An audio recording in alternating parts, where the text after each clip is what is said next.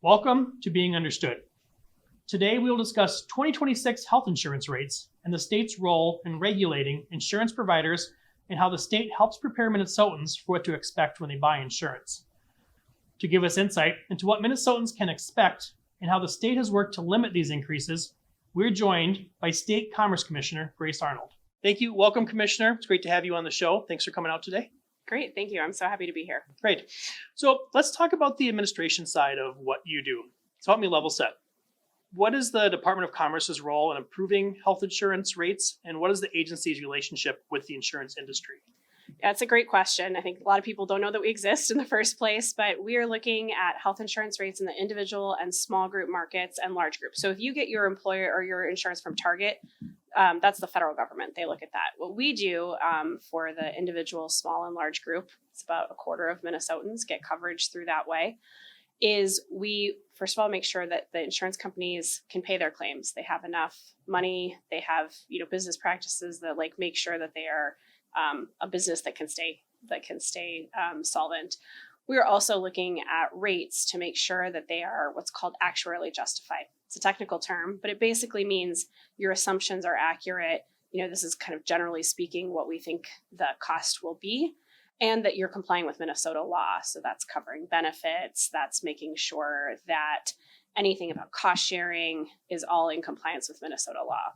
The thing that I think, don't do that many people think that we might is to make sure that those rates are affordable. So we don't have a mandate to say this is something people can pay, which is a challenge in a lot of cases. And I think we'll talk more about that today. Commissioner, Minnesotans also receive health insurance information from MNsure. How do agencies like Commerce work with MNsure?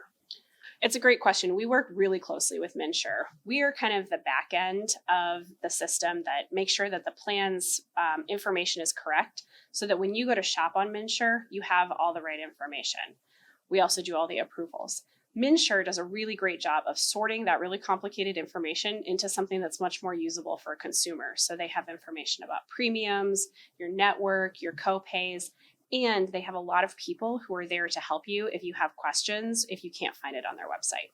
We've heard a lot about people's health insurance rates going up next year. Projections were released in early October. What can Minnesotans expect to see? Sure, they can expect to see really high rate increases, and that's for a number of reasons. So in general, health insurance rates go up kind of every year because the cost of medical care goes up every year. What's different this year is two things. One is there are a lot of laws that were passed and administrative actions that the Trump administration took that are going to make it harder for people to get coverage. That's not just on the individual market if you're buying through MNsure, it's also in Medicaid. Overall, what that does is it means that people who are healthier tend to choose not to have insurance, and that leaves a sicker pool, which raises costs over time. So we're seeing that happen.